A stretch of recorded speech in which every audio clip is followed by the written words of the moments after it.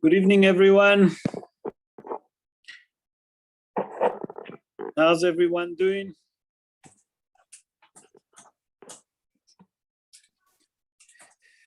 How's it, Rov? How's it? Everyone can hear me?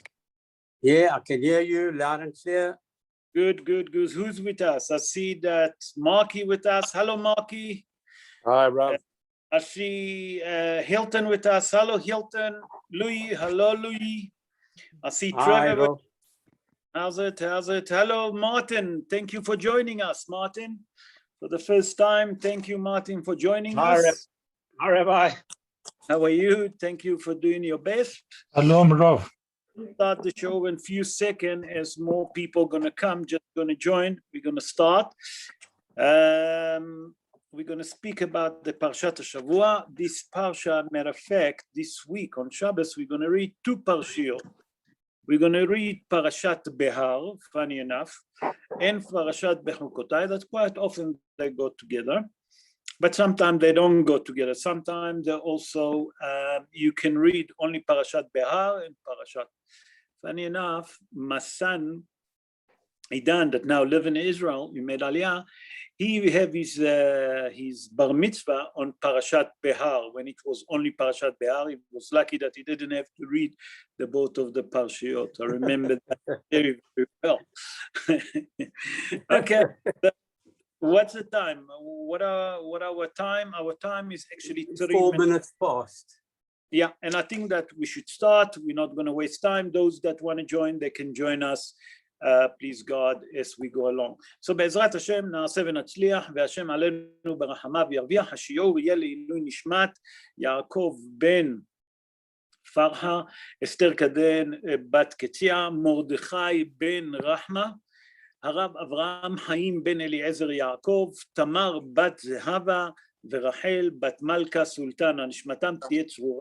צרור החיים, please guys, to wish them all אריכות חיים, and what you call it, not אריכות חיים, to wish them uplifting of the neshama. And now we're going to do לרפואה in health of ליאורה בת מרים, מנשה נג'י בת מרים, הרב אברהם בן רינה, הרב שלמה יהודה בן דליה, הרב מרדכי דוד בן לאה, משה בן דבורה, חיים נחום בן צבי הכהן, חנה שר בת אסתר, שלמה פנחס בן שי נפישה. Please God, רפואה שלמה to all of them. You're going to say something now, but see the doctor. We're going to start now. There is a lot of noise in the back. I'm going to mute everyone. My daughter will know the option maybe to get me out and get vaccinated tomorrow morning. Everyone mute all. Okay, everyone muted. So now I can start the show. Louis, you can unmute your microphone when you're ready. Okay, so let's start with the introduction to the parasha. We have two parashot. We're going to do two introduction. In Parashat Behar, the beginning of the parasha speak about the Shnat HaShmita, the law of the Shemitah year that happened in 7 years from the time that Bnei Israel entered to the land. On 7 years, they have Shemitah year, and that start the Shemitah years onwards. Okay.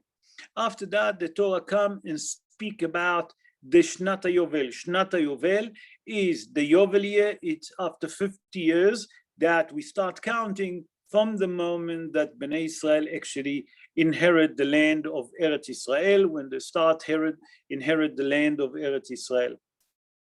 After that, in a parsha, we see quite a sad thing that the Torah speak about, Lo Aleinu, when a person lost all of his wealth, that the Jewish people obligated to support him, to look up to him, and to help him, not to leave him alone.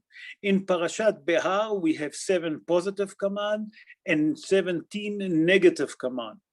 In Parashat Bechukotai, the Parasha speak at the beginning, if you should keep the mitzvot, that means that the Torah command us to follow the mitzvot of HaKadosh Baruch Hu, to keep the mitzvot, to follow the footsteps of the Torah, to make sure that we are with HaKadosh Baruch Hu, that we bonded to HaKadosh Baruch Hu. After that, the Torah speak about the vow, and not only that, Lo Aleinu, that the person obligated to keep obligated to keep his vow. If not, what's going to happen?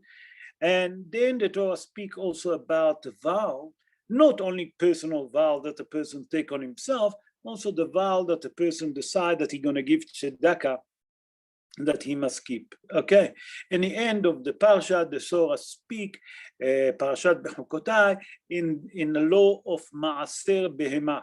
What it means, Maaser Behema? That when you have a livelihood, you take part of that, the first sheep, the first everything that you can redeem it, or you take it to Bet HaMikdash to give it as a sacrifice to HaKadosh Baruch Hu, to show thank you to HaKadosh Baruch Hu.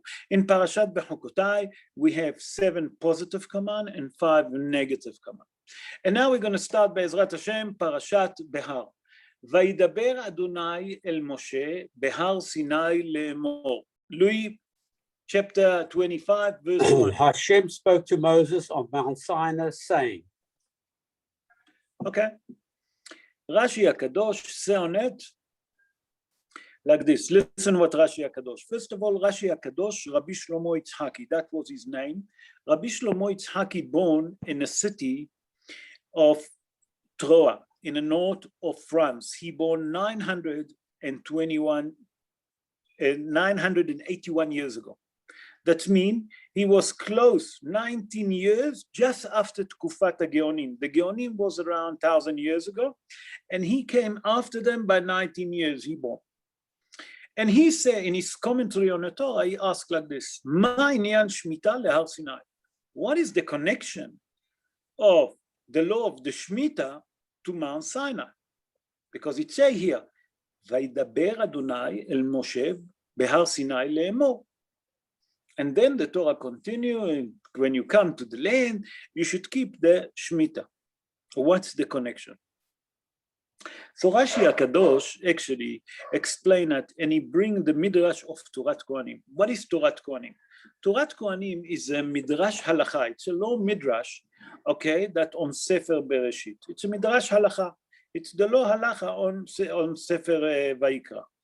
And he explained like this. He said, the same like the Bnei Israel received all the mitzvot that we have in the Torah on Mount Sinai, also mitzvat Shemitah, the mitzvah of the Shemitah year, we received on Mount Sinai. He said that's basically the connection between them. But we have to understand what does it mean. It's mean, and now we're going to get, we say that we're doing all the time Pardes. What it mean Pardes? Pshat, Remez, Drash, Vesod. That means Pshat, the simple explanation that we can understand. To us it looks like simple, but it's not. And then there is Drash, and then there is Pshat, Remez. After that come the Remez. After that come the Sod, the secret behind everything. And Be'ezrat Hashem, I will try today to understand the Pshat, to explain the Pshat, the Remes, and the Drash, and the Sod about Shnat HaShemitah. Be'ezrat Hashem, bli neder. So we explain that Rashi bring Torah Kohanim, and they explain that the main idea is because the same like we received all the mitzvot in Mount Sinai, we receive also the mitzvah of Shemitah on Mount Sinai. That's basically the connection, if we call it the Pshat of the Dvarim, but it's not so simple. You'll see now what Rashi means. Because Rashi talk with codes. I always explain, right, to understand Rashi, it looks simple, but it's not. Rashi speak with codes. I'm going to bring now the Or HaChaim HaKadosh. Or HaChaim HaKadosh is a book that's been written by Rabbi Chaim ben Attar. Rabbi Chaim ben Attar, born in the city of Sali in Morocco 325 years ago. And in his commentary on the Torah that's called Or HaChaim HaKadosh, he explained that the main reason that Bnei Israel merit to inherit the land of Eretz Israel, listen to that, because they received the Holy Torah on Mount Sinai. That will help us to understand what Rashi said just now. He said that when Bnei Israel stood on Mount Sinai and they received the Holy Torah, in the merit of that, they merit to receive the land of Eretz Israel. Okay. Receive the land of Eretz Israel. But if you receive the merit of, if you merit to receive Eretz Israel, you else what? Shnat HaShemitah. Because the Shemitah year, it's a halacha, it's a positive command and a negative command, okay, that keep only in Eretz Israel, not in any other land. And he explained like this. He said something extraordinary. Listen to what he said. Chazal tell us in a Gemara in Masechet Avodah Zarah, in page 20, folio 1.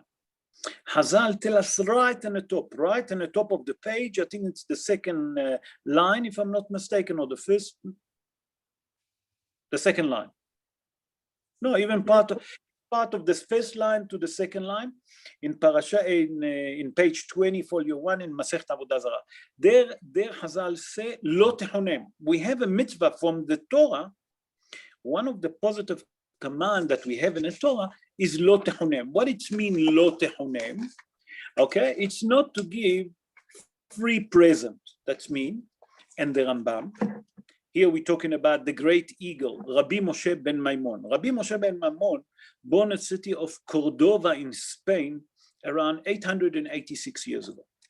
And in his halachot haschiyah, that means in his book, and in a law of merit, that means the merit to inherit the land, halacha 11, he said like this, he explained that from here you learn, from what Chazal tell us in a Gemara in Masechet Avodah Zarah in page 20, folio 1, you learn what it says, Lo techonem, that you're not allowed to give a Gentile a present with no reason. That's the halacha, and it's Pashkan halacha today. He said, from here you learn something extraordinary. You learn that Bnei Israel, a matter of fact, until they received the Torah, there was like all the other Gentile, all the other nation. And because of that, we're not allowed to receive any present. When did we start getting present? When we received the Torah. By the time that Bnei Israel received the Holy Torah on Mount Sinai, with that, they got a present. What was the present? The land of Eretz Israel. Now we're going to connect Rashi to that. Rashi asked, what's the connection between Mount Sinai to Shnat HaShmita? What's the connection? On Pshat of the Dvarim, we said that all the law come from Mount Sinai. Come Or HaChaim HaKadosh, with the help of Chazal and Gemara, with the help of the Rambam, and he explained, no, it's not so simple. What Rashi tried to tell us, by that Bnei Israel receive the Holy Torah, that's how they merit to receive Eretz Israel.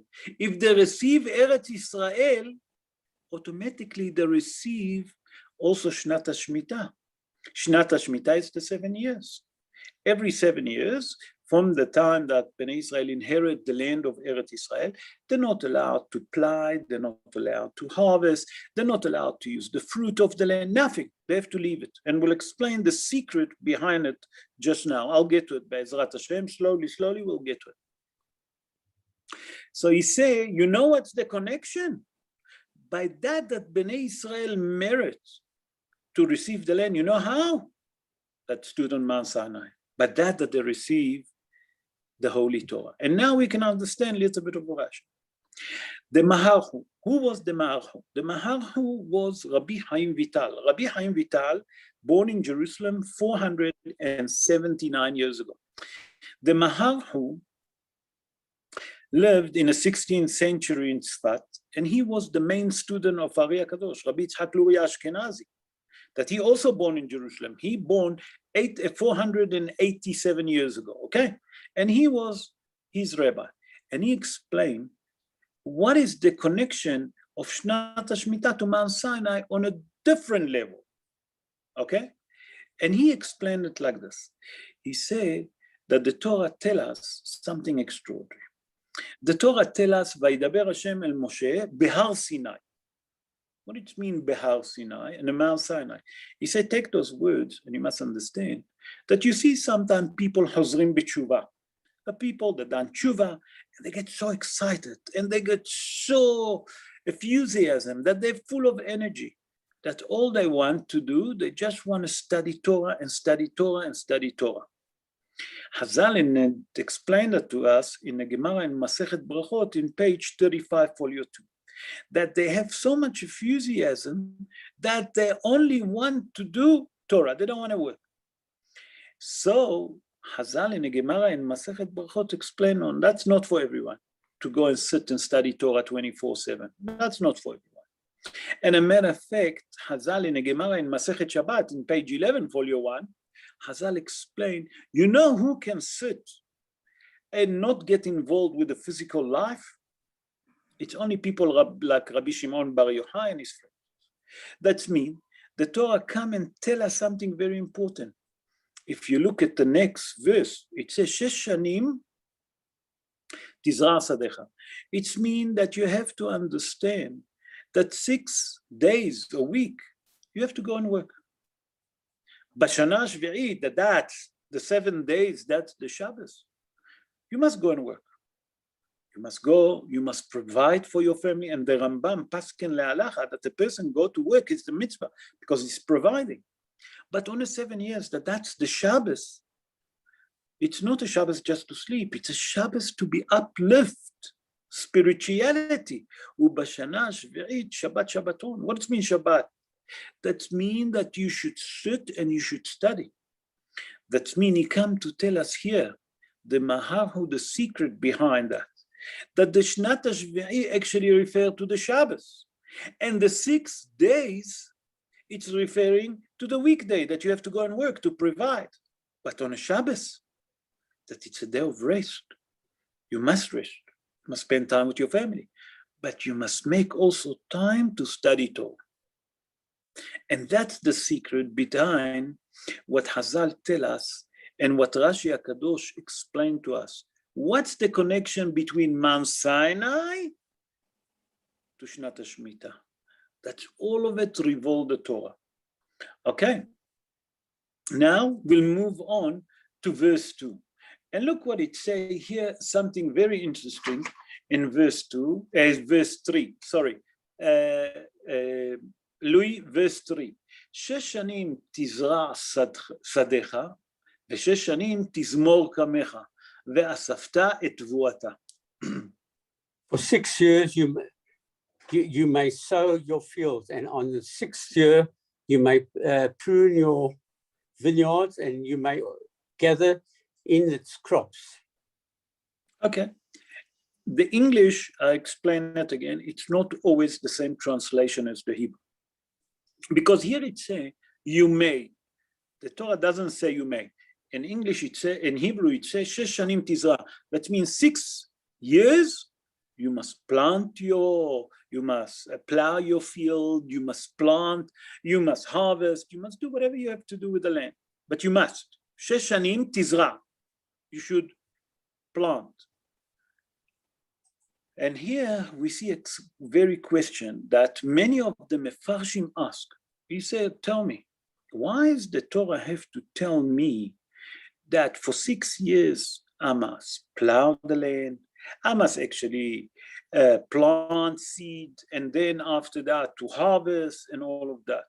It can say that on the 7 years, you should stop from working on the land.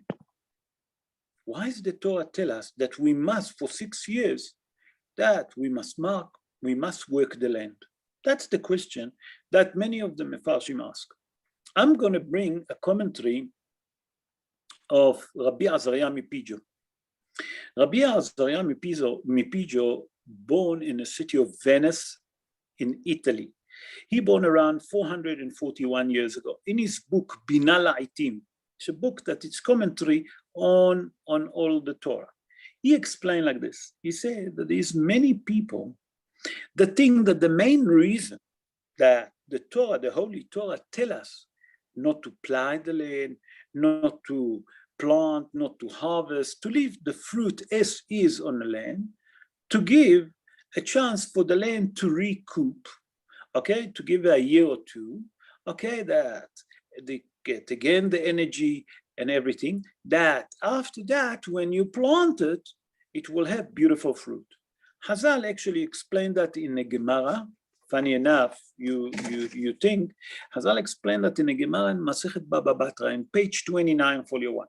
So from here, you see that Chazal already knew how the farmer thinks.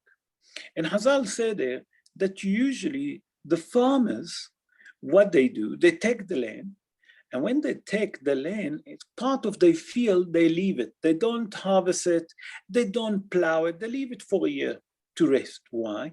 To give the ground energy that when they plant it again, that the fruit that you'll bring, it will be a beautiful, beautiful fruit. That means to give the land a chance to recoup, to create more, whatever you call it, energy, that on the following year, when you start plow it and you start plant and harvesting it, you'll get a beautiful crops. It's come to tell us, Sir Rabbi Azariah Mepizo, you know why the Torah tell us for 6 years you dafka have to work the land? It's come to tell you that the land of Eretz Israel, it's not like all other land. All the other land all over the world is different from the land of Eretz Israel. The land of Eretz Israel can work it for 6 years, and you can plow it, you can harvest it, and every year it will bring you abundance of crops, abundance of fruit, whatever you want to call it. It's come to tell you that the land of Eretz Israel, that on the 7 years we're not allowed to do anything with that land, it's because it's a command that HaKadosh Baruch Hu given us. Pashut. Now we're going to explain what's hiding behind all of it. Why did HaKadosh Baruch Hu, did you ask yourself, what difference does it make to HaKadosh Baruch Hu if he tell us that the land can produce so much abundance? So why do I have to leave the land on the 7 years? Anyway, the land can produce, because the land of Eretz, it's different. So on the Pshat of Parim, it's to build us emunah. That means on a 6 years is the last year that you allow to plow, you allow to plant, and you allow to harvest. That means that the 6 years is going to be enough for the 6 year himself, for the 7 years, and for the 8 years. Why? Because the 6 years until the 7 years is 1 year, okay? And that's the crops that you get. On the 7 years, you can't get nothing. Why? Because you're not allowed to work on a land. On the 8 years, you start working on a land. When do you see the products? Only at the end of the year. It's come to tell you that you see from here that the land of Eretz Israel, HaKadosh Baruch Hu given us that mitzvah to implant on a Jewish people something very important. That the parnasa, what it means parnasa, when people want wealth, they must understand it's all from HaKadosh Baruch Hu. Nachon, that we have to do ishtadlut, we have to go and work, we have to do our best, but everything comes from heaven. By that the land gonna provide for the 6 year, for the 7 year, and for the 8 year, before you see any crops, it's to build in the Jewish people the emunah. On a different level. Rabbi Levy, born in a city of Grondia in Spain. He born 786 years ago. He was from the Rishonim. And in his book, Sefer HaChinuch, in Mitzvah 84, he explained, and he bring in 3 reasons. Why did HaKadosh Baruch Hu given us this mitzvah of the Shemitah year? That we're not allowed to do anything with the land. Nothing. To leave the land, even if there is fruit that came from the 7 years, you're not allowed to touch those fruit. Why? So he explained like this. He'd say that, number one, that you have to understand by that you look at the land and suddenly you see the land by himself bringing fruit without me working. Where does it come from? From HaKadosh Baruch Hu. To build on us again, to implant on us the emunah. Number one, that the land, there's someone in charge about it. It's not us that are work. He's given another beautiful idea. He said that a person should learn from her a character trait. That the mitzvah of the Shemitah year come to engrave in a person, to implant in a person the character trait of leniency. that the person should learn to be lenient. The same, like we leave the fruit, we're not allowed to touch it, it's leniency, leave it. The third idea that he brings, listen to that, that's when I read it, I couldn't believe. It said to implant on us the character trait that the person should not be stingy. The character trait of stinginess. He said by that you have beautiful crops, beautiful fruit in your field, and you're not allowed to eat it. It must fall down, it must get rotten.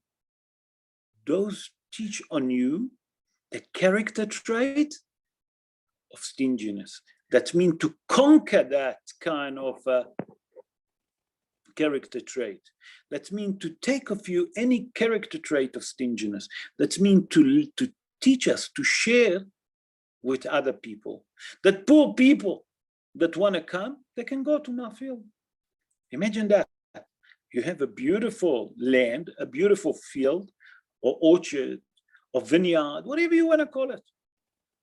And everything growing, and you're not allowed to enjoy nothing from it. That's the three things to teach us.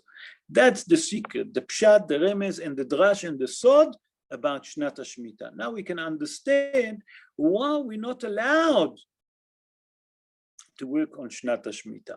With your permission, I'm going to skip now to verse 19. Louis, verse 19. And here we see something very interesting in verse 19 that the Torah tells us. The Torah tells us like this. ונתנה הארץ פריה ואכלתם לשובע וישבתם לבטח עליה. Land will give its fruit and you will eat your full. You will also dwell securely upon it. Okay, here we see that the Torah tells us that the land of Eretz Israel will give a beautiful fruit and you will benefit from it. You can eat it. And not only that you can eat it, you can, from those fruit that you eat and from those crops that you get from Eretz Israel, you're going to be full. And then he add up, V'yishaftem labetach alea. That means that you'll settle in peace on that land. We'll get to that just now. But that's that it says, V'natna aretz piriya, and the land will give her fruit. That's what we have to focus. Say Or HaChaim HaKadosh, Rabbi Chaim ben Atar, something extraordinary. He said from that it says, V'natna aretz piriya ve'achaltem lasova, and you should eat from that fruit, and you're going to be satisfied and you're going to be full. Say Rabbi Chaim ben Atar, you're learning something extraordinary. That the fruit that the Torah is speaking, it's a special fruit. It's a fruit that fulfilling, full of energy, full of protein, but it's a different size than what we know. He say, Rabbi Chaim ben Atar, listen what he say, that the size of the fruit that we have today, we'll get to it, it's nothing compared to what was then. Hazal in a Gemara in Masechet Ketubot in page 112, folio 1. Hazal tell us something extraordinary. Hazal tell us that their story, the Braita bring, that Rabbi Yeshua ben Levy, by the way, he entered Gan Eden with a full body. He was a friend of Malach HaMavet, the angel of death. Listen, I'll tell you the story if we'll have time, maybe later. So he said like this, Rabbi Yeshua ben Levy, he was walking and he saw a field. And in the field, he saw a cluster of fruit. Okay, when he saw that cluster of fruit, he saw that, and he saw that the size of that cluster, it's the size of a calf. You know what is a calf? The calf of a bull? That's a cluster of fruit. He looked at that cluster and he looked at the land and he said to the land, he said like this, Amar Rabbi Yeshua ben Levi, I'm going to read it in Hebrew, then I translate it.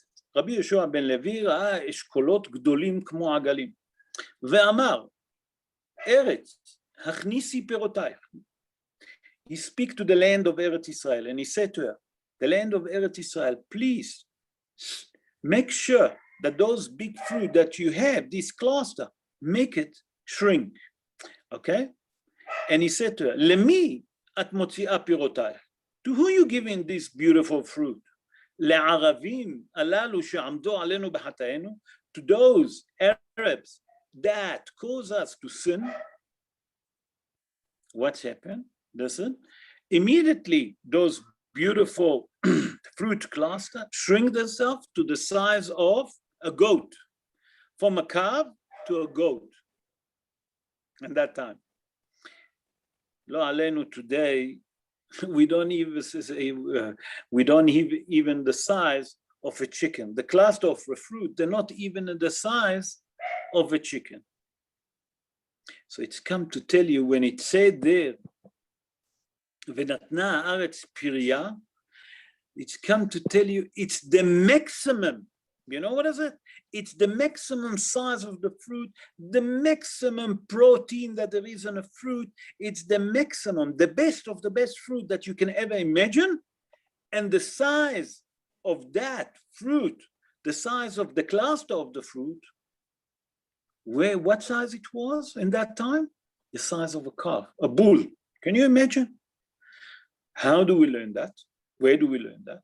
We learn that from the spies. You remember when the spies gone to Eretz Israel, when they came back to the wilderness to report after they've been, lo alenu, in Eretz Israel, what did they report? They spoke Lashon Hara. What did they brought with them? They brought with them a big cluster of fruit, that was the grapes, and 2 people have to carry it. That's mean, Hazal tell us here, you know when you're going to get that beautiful fruit. Such a big fruit, such a cluster of fruit. You'll see now, if you keep the mitzvot of Hashem, we're just now going to get to it. Let's go now, with your permission, to verse 23. Now that we explain about the fruit and we explain what it means, V'natna haaretz pirya, and the land will give her fruit, Ve'achaltem lasova, and you should eat and you're going to be satisfied and full. What? Because the size and the protein and the mineral that there is on that. That's when we keep the mitzvot of Hashem. In verse 23, the Torah tells us like this, והארץ לא תימכר לצמיתות, כי לי הארץ, כי גרים ותושבים אתם עמדי. The land shall not be sold in its puberty, for the land is mine, and for you sojourn and reside with me. The land will never send, will never be sold forever, because the land belongs to HaKadosh Baruch Hu. Maybe someone should take that verse, if you have any connection to United Nations, and tell them that that belongs to HaKadosh Baruch Hu. No one can decide to give the land to Hamas, to give the land to the PLO. Wait, the Mashiach will come, he'll sort it out. But look what it says, כי גרים ותושבים אתם עמדי. That means that you are a stranger with me. What it means, stranger with me? We have to understand that. I saw a beautiful commentary of Rabbi Meir Bikim. He born in the city of Saloniki in Greece. He born around 284 years ago, and he wrote a book that's called Meore Or. It's a commentary on all our Torah. It's a beautiful book that have a lot of commentary on our Torah. And in his commentary on that verse, he says something beautiful. He said, from that verse, you learn beautiful thing that HaKadosh Baruch Hu telling us. He said that Has v'shalom, God forbid, that if the Jewish people have to go to exile, all the Jewish people, and have to leave the land of Eretz Israel, he said, Gerim, it said that you're a stranger. Listen to that. What it means, Gerim? You're a stranger. Vetoshavim, it means a settlers. Atem imadi. That means wherever you will go, maybe in other land, maybe into other place, He say, "You, Akadosh Baruch Hu, always going to be with us." That means Akadosh Baruch Hu giving us a promise. Wherever the Jewish people are going to be, He's going to be with them.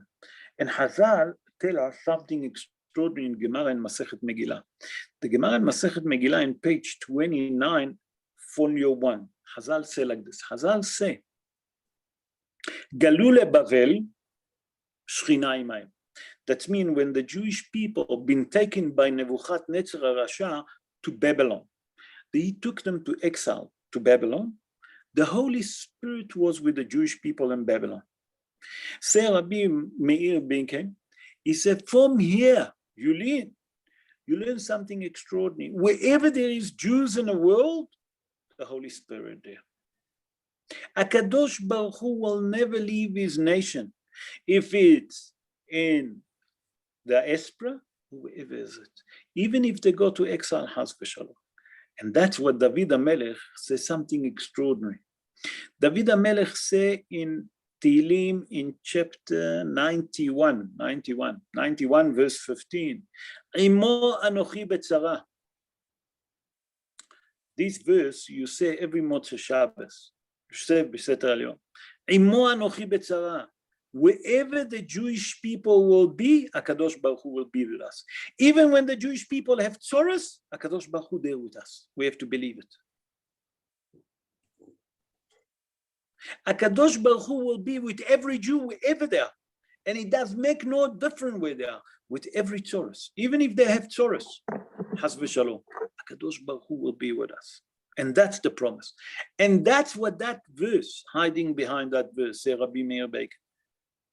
That's the secret of that verse. Let's move to chapter 26, verse 2. In chapter 26, verse 2, and with that, we're going to conclude, Be'ezrat Hashem, Parashat Behar, and then we'll move to Parashat Bechukotai. Chapter 26, verse 2, right at the end of the Parsha, the Torah tells us something extraordinary. Listen what it says. Et Shabtotai tishmoru, umigdashai tirau, ani Adonai.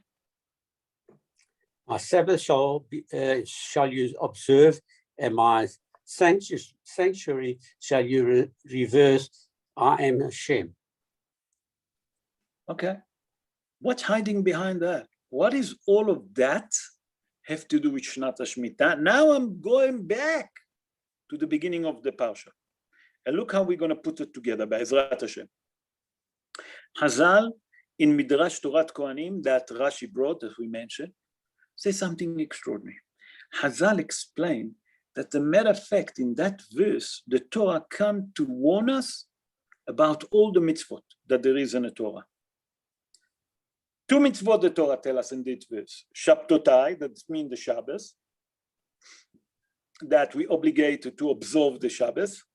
And then it says, umigdashai terau, that we should treat the place of Hashem, that means Bet HaMikdash or the tabernacle, we should treat it with respect. We should have the fear of heaven. Say Chazal in a Midrash Kohanim, from here you learn all the mitzvot in the Torah. How did you learn that? From two mitzvot. How did you learn that all the 600, and 11 mitzvot inside this? So I'm going to bring now the Ramban. The Ramban is Rabbi Moshe ben Nachman. He born in the city of Catalonia in Spain 827 years ago. And that here the Torah hinting to us that all the mitzvot that there is in the Torah, it's in these two words. How did you understand that? He says Shamor veZachor. Shamor is to observe the Shabbos. Zachor is to have the fear of the holiness of HaKadosh Baruch Hu. The tabernacle, the Bet HaMikdash, to keep it same. Okay. Rabbeinu Behaye now come and explaining all of it. He took all what we say and he gonna dish it to us that it's gonna be easier for us to understand. Rabbeinu Behaye, it's Rabbeinu Behaye ben Asher. He born in the city of Saragossa in Spain. He born 766 years ago. And in his commentary on the Torah, he said that's something extraordinary.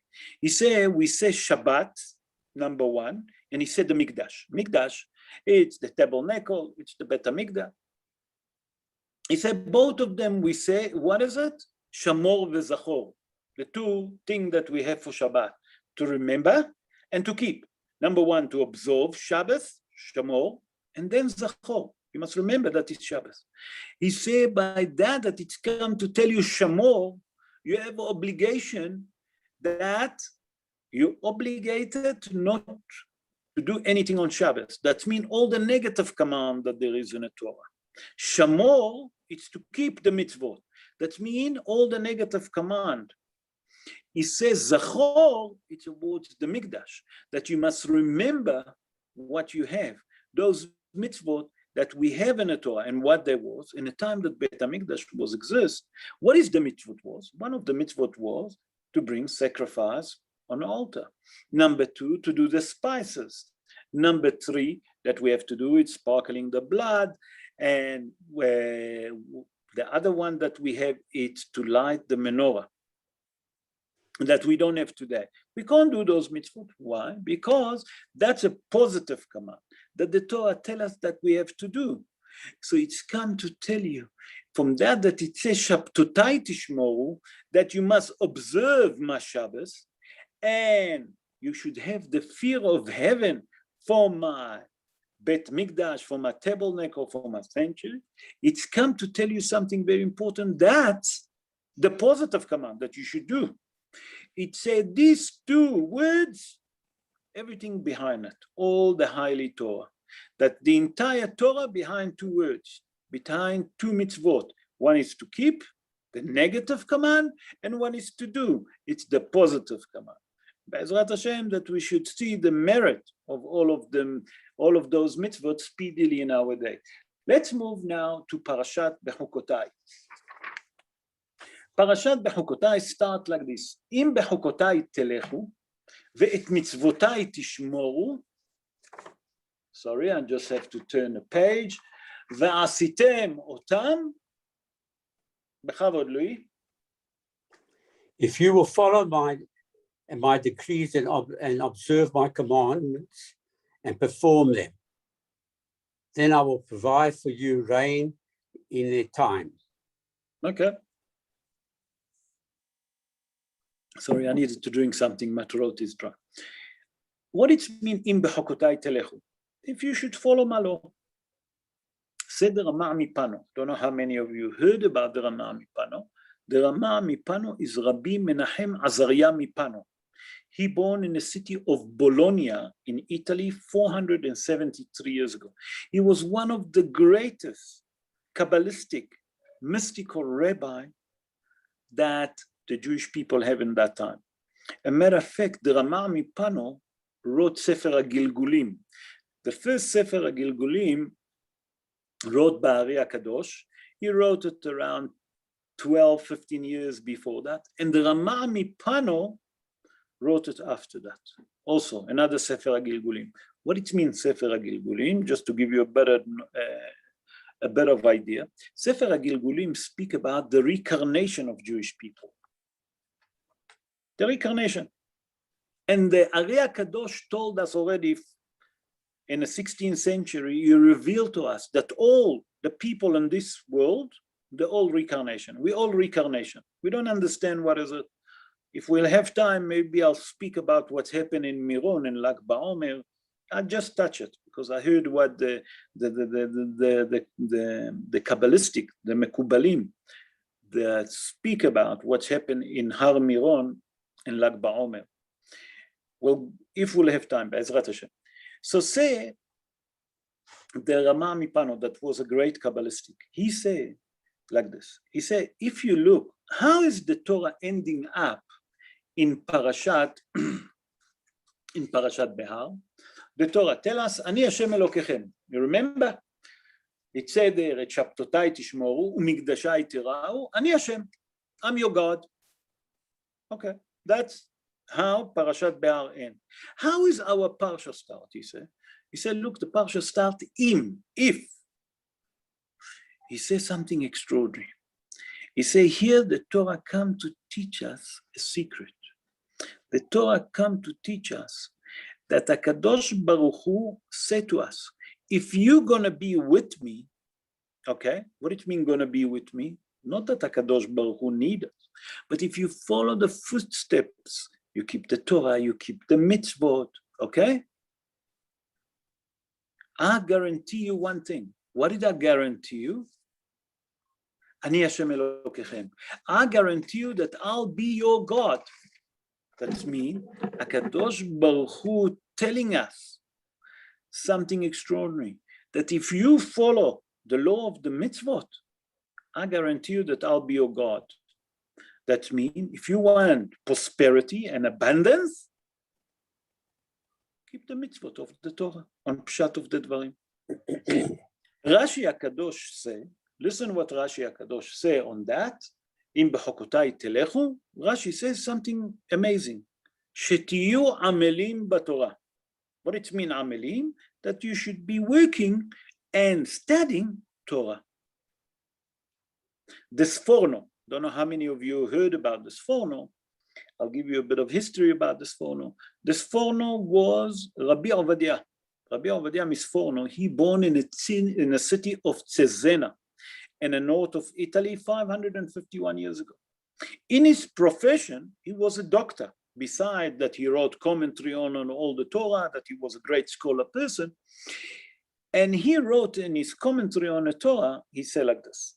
He said, when a person become busy on the Torah, not only that he get excited, he study Torah, he actually have this longing for the Torah, longing for studying. That means he have the longing to do mitzvot. He can't wait to do mitzvot. And when he do the mitzvot, he do it with passion. And that's what the Torah tells us in Bechukotai telechu. That means that you should be busy and study Torah. How did this Sforno come and explain what Rashi tried to tell us? That how do you become busy? When you start studying Torah, it make you can't wait to do mitzvot. It make you become longing to do mitzvot, just to do mitzvot. I saw a beautiful commentary of Lev Harif. I don't know how many of you heard about Lev Harif. Lev Harif, it's Rabbi Aryeh Lev Tzintz. He born in Poland 253 years ago. And he wrote a book, Meloa Omer. Listen what he said. He said like this. He said, when a person become studying Torah and he work, that means the Torah become his work. All day he focus on this. Wherever he have a spare moment, he busy in studying Torah. The Torah help him to be protected, okay, from the negative command. Because it's more difficult to keep the negative command than the positive command in general. He said that when a person becomes studying Torah, the Torah actually protect him from the negative command, help him, okay, not to sin, and avoid him from this Yetzer Hara that try to tell him all the time, do that, dafka against the negative command. Let's move to verse 6, and let's see what the Torah tells us in verse 6. Here the Torah tells us something very extraordinary, and it speaks about peace and sleeping and resting in harmony. Let's see. V'natati shalom ba'aretz, ושכבתם ואין מחריד, והשבתתי חיה רעה מן הארץ, וחרב לא תעבור בארצכם. I will provide peace in the land, and you will lie down with none to frighten you. I cause wild beasts to withdraw from the land, and a sword will not cross your land. Rabbi Chaim ben Attar, that we mentioned earlier, in his commentary on Chaim HaKadosh, he asked, why it say, V'natati shalom ba'aretz? Aretz, it's mean world. He said, why that the Torah tell us, and I should give peace in the world. Aretz, it's a land. It doesn't say, come Rabbi Chaim ben Attar and say, why it didn't say, V'natati shalom ba'artzechem, and I should give a peace in your land, in the land of Eretz Israel, It doesn't say that. Venatati shalom ba'aretz. What does it mean, venatati shalom ba'aretz? I will bring peace to the entire world. And then you can sleep in peace and you can in harmony. You say, come Rabbi Haim ben Attar and ask, wait, why does it say the entire world? Why doesn't it say only Eretz Israel? It's a very valid question. What is he speaking? Listen how Gdolei Ador, the giant of our Torah thinking, he said like this. He said, you know why did HaKadosh Baruch Hu say that when I bring peace to the entire world, Ba'aretz, what does it mean Ba'aretz? In the land. Which land? All the land. He said like this. He said that Has v'Shalom, when there is a war, let's say anywhere in the world, I don't want to mention place, he said, who's the first one to suffer? It's always the Jews. Wherever there is war, everyone takes the anger on us. He says that if you'll keep my mitzvot, I'll make sure that will be peace all over the world. That means that if there is peace all over the world, the Jews in Eretz Israel or the Jews here in South Africa, if they hear Has v'Shalom that there is problem in another country these Jews, we can't sleep in peace. He said that HaKadosh Baruch Hu come to lead us. If you follow the mitzvot, if you keep our holy Torah, he guarantees us one thing, that not only going to be peace in Eretz Israel, it will be peace all over the world. And that peace will help us to sleep in peace, in harmony, and we can't have to worry what's happened with our brothers in another land. And now we can understand why it's a ba'aretz. What it means ba'aretz? Anywhere in the earth, anywhere in the world. That means it's come to tell us that the blessing here that HaKadosh Baruch Hu can bring if we just keep the Holy Torah. I saw another commentary of Rabbi Maimon ben Attar. It have no connection to Rabbi Haim ben Attar, although they have the same surname. By the way, Attar in Arabic, it means spices. And it sounds like they're from the same place, but they're not, because Rabbi Haim ben Attar born in the city of Sali in Morocco, and Rabbi Maimon ben Attar born in the city of Maknes in Morocco. He born 154, Rabbi Maimon ben Attar, while Rabbi Haim ben Attar born 325 years ago in the city of Maknes. Completely different. And Rabbi Maimon ben Attar wrote a book, Ta'amei Mikra. And in his book, he explains something extraordinary.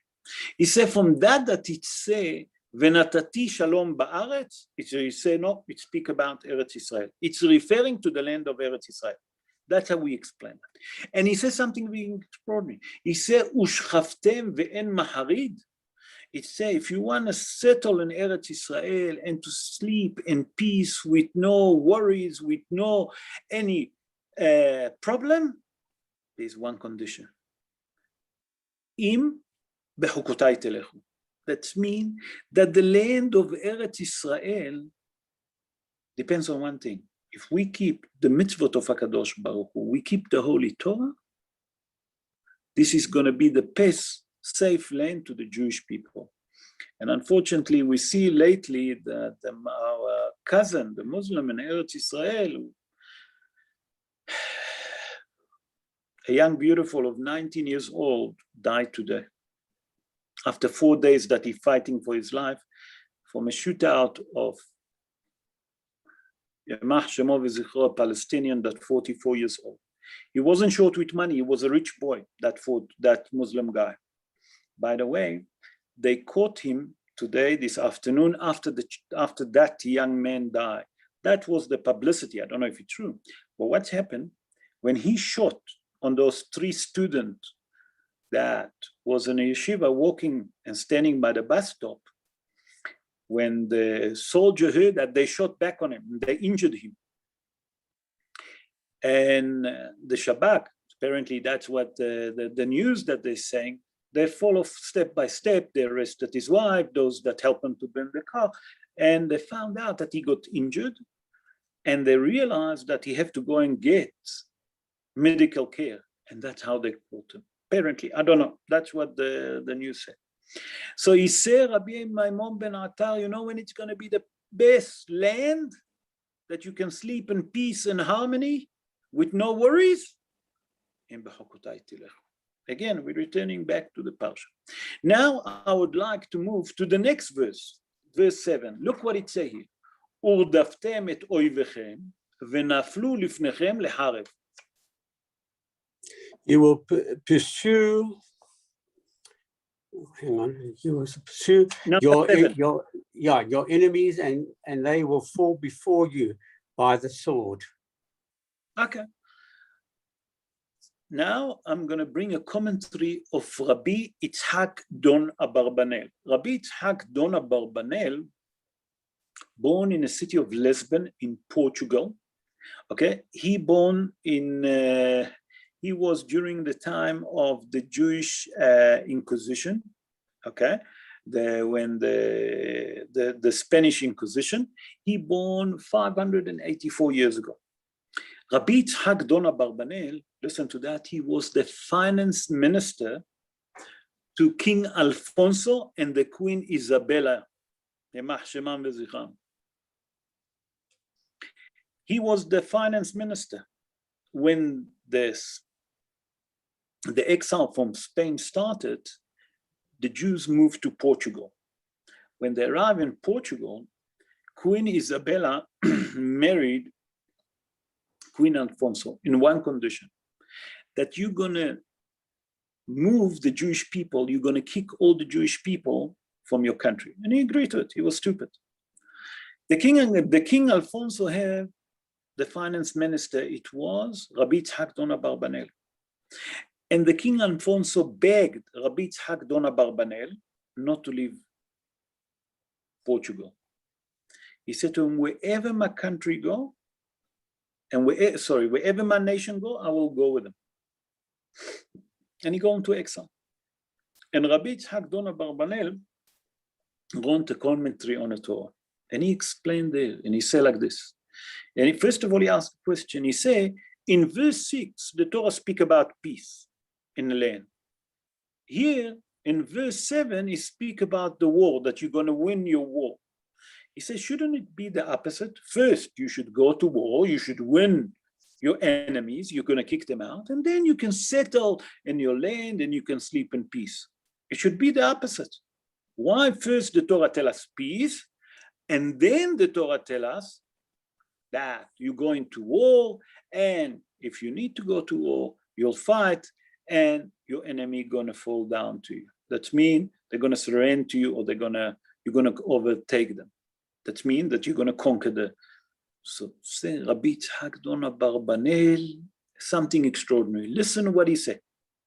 Say Rabbi Yitzhak Don Abarbanel, here the Torah come to teach us and to give us a message. He said that the Torah come to tell you, even if you have to go to war, and you know that this war, you're going to win the war easily. The war is basically in your pocket.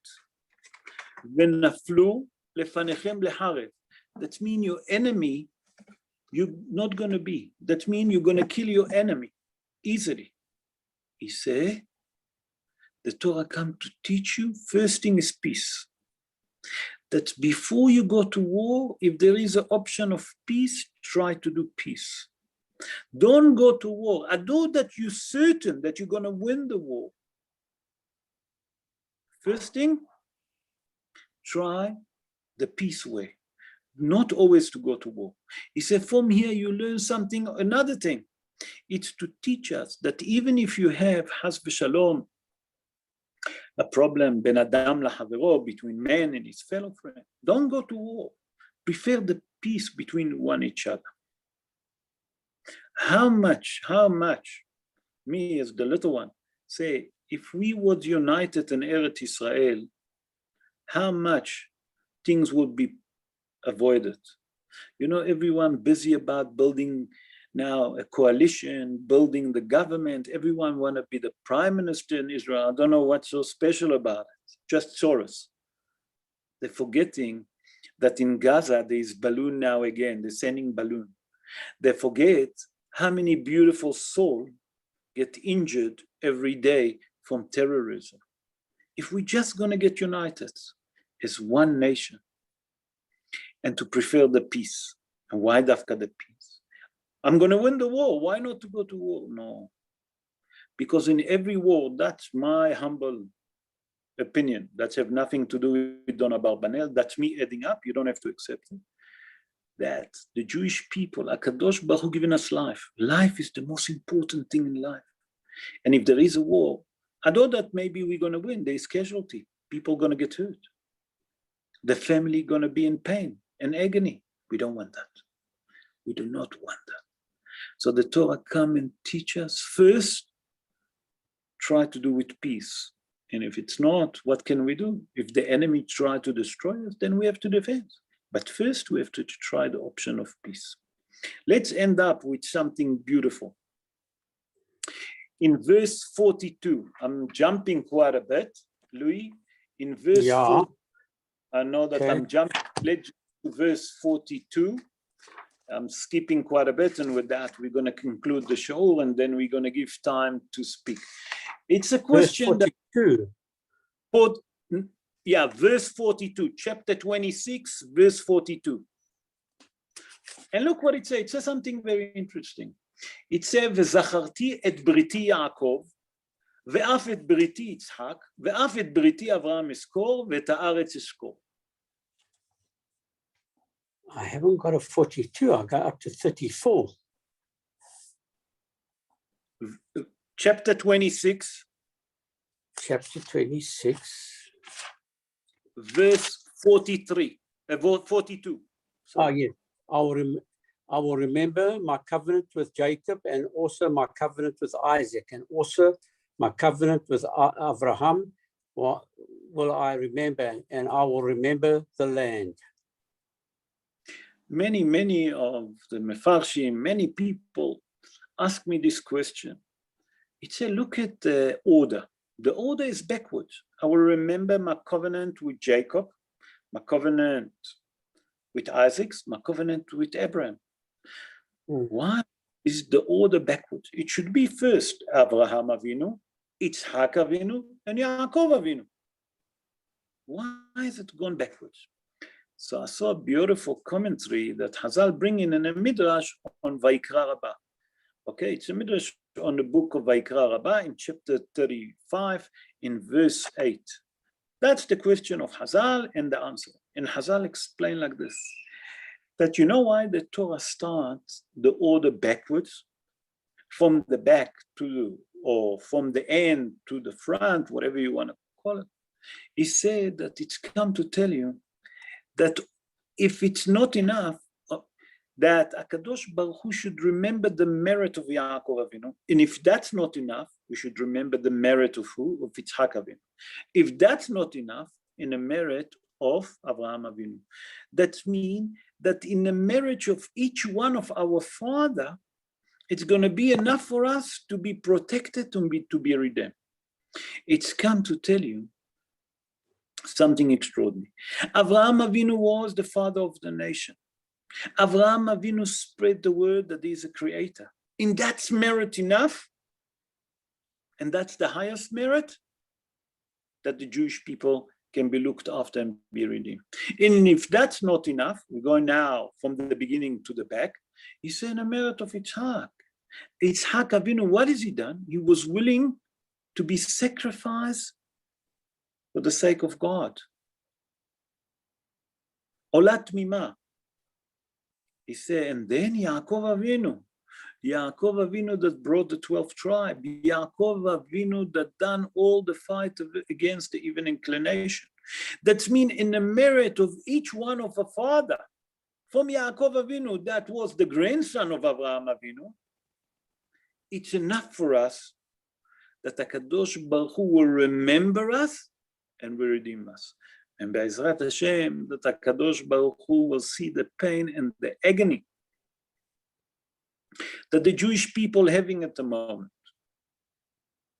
and have mercy on us and compassion on us, and will send Mashiach Tzidkenu and build the third Bet HaMikdash speedily in our day. Amen. Now I promise that I'll speak to you about what's happened in Lag BaOmer in Miron. This situation didn't give me for quite a bit of time. I couldn't focus. I was thinking about it. And today I hear a beautiful commentary that brought by two Kabbalistic rabbis. I heard the shiur. One of them is Arav Benayahu Shemueli, and one of them is Arav Ephraim Sharabani. And they say like this. He say that number one, we have to understand 45 beautiful holy souls died on Lag BaOmer. And where? On Miron, on the grave of Rabbi Shimon Bar Yochai. HaKadosh Baruch Hu obviously can spread that, and we wouldn't understand 45 people died. No, but he put it in one place. Why Dafka in one place? That he wanted to wake us up, to see the situation that we're having, the time that we're living. It's not a simple time. There is this plague that of Corona, this COVID-19, that all over the world. Look what's happening in India. People dying like fly, lo alen. It's a heart breaking. I know that they're not Jewish, but it doesn't make a difference. They've been created by image of Hashem, Rabotai. And if we heard about it, it's come to wake us up. 45 souls die in one shot. You know, if you look at the mitah, the kind of death, there is skila, hanek, stoning. Hanek is strangling, okay? And lo alenu v'lo al af echad me'am Yisrael. This the worst kind of a death that there is in a Torah. It's that when person get crushed, lo alen. It's not for nothing. Say, I heard from Arav Sharabani, it's come to tell us most probably those beautiful souls were supposed to die. It came, they done the tikkun. But HaKadosh Baruch Hu brought them to the highest place to wake us up. That each one in his time, but he put them together. It's to wake up the Jewish people. Why did he put them together? Maybe that's my opinion now, that we should live in peace and harmony together, more in unity. Maybe our unity lacking, not maybe, it's for sure. Maybe we should work our unity in a Jewish people. There's many people in Israel that they don't believe in what I believe. Not necessarily, they don't have to believe. There's people religious, there's people that look at me not religious, I look at them like they not religious. What difference does it make? We're all Jews. We have to respect each other. We don't have to agree with each other, but we have to respect each other. And I think that's the message of Miron, that 45 beautiful souls together lost their life, is to wake up the Jewish people all over the world, because it's a disaster to all the Jewish people. It's to wake us up. Where is our unity? I don't have to agree, but I have to respect one each other and to live in peace. Be'ezrat Hashem, HaKadosh Baruch Hu will say, Dai letzarotenu, enough to our tzoros, send us Mashiach Tzidkenu, and he will heal all of those that lying in the hospital, all of those people that's sick, that got injured, and send refuah shlema to all the Jewish people, wherever they are. Be'ezrat Hashem. Rabota, if you have any question, now it's the time. I'll try and answer the question. If you have about the Parsha, please unmute your microphone if you have any question. Bechavod. So Rabbi, the curses that was interfering to the first place the Mikdash net. The Tocheches from Bechukotai. Yeah, the first Bet HaMikdash, what was the question? Sorry, Was it referring to the first base of Mikdash? Tocheches, the klalas, the retributions.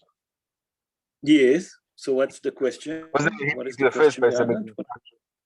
When it was Kisav was at the Hi. second. Why is it destroyed? Bet HaMikdash, the first Bet HaMikdash got destroyed because, you know why it got destroyed? Who destroyed first Bet HaMikdash? The Babylonian. You understand? Yeah. Okay. The second Bet HaMikdash, you know why it was destroyed? And who destroyed it? The Roman. Sinat Hinam. Sinat Hinam. Baseless hatred. Rabbi You know when Bet HaMikdash going to be built? Yeah. Bet HaMikdash going to be built if the Jewish people going to be united and will live in peace and harmony with each other. You know, we don't understand what is unity amongst the Jewish people can do. Unity, just unity. And Rabbi Akiva said, "Ve'afta le'ra'acha kamocha." You should love your fellow friends like you love yourself. I don't have to agree with him, but I love him. What difference does it make? He's a Jew. And if I love him like a Jew, I love him. Then there's no problem. I live with him with peace and harmony. That's the secret. So Be'ezrat Hashem, that we should live in peace and harmony. Any other question about No. In that case, Hello, yes, Anthony. Hear me? Sorry. Yes, I can why hear is you. the curses in Bechukotai? Why are they the lane? Why does he say it in a soft voice? The curses. Why does he say it very softly? Okay. That you're talking about the lena. When the lane, you say, why she said softly? Because many people, when they hear the curses, get worried, get frightened. So Hazal constitute not Hazal. It's a minhag that you should not say it loudly, not to scare the people, not to put them underneath enough diastrate, enough diastrate. Don't put it underneath more diastrate. You understand what I'm saying? Yes, yes, I And see what you also, say. if not to open the mouth for the evil inclination. That's the pshat of the dvarim. That's basically it. There's nothing serious. Thanks very much. Pleasure. Rabotai, I hope that that you enjoyed the show. I wish you all a great night, a good night. Please God, on Sunday we'll have again a show. On Sunday, please God, going to try and tackle the last time, because then it's going to be obviously Yom Yerushalayim, Erev Yom Yerushalayim, and then it's Shavuot, because the following week it's going to be Yom Yerushalayim on Sunday on 16, the 17. So we're not going to have a show. So I tried to make a show on Shavuot to explain the custom, to explain a bit more about Shavuot, Be'ezrat Hashem, this coming Sunday. In the meantime, wishing you all Shabbat Shalom, wish you all safe, keep well, look after yourself, and have a wonderful, great Shabbos. All the best, and have a good night. All the Thank best. you, Rolf. Thank Thank you. you very much. Bye. Shabbat Shalom. Shabbat Shabbat Shalom. Shalom. Shabbat Shalom.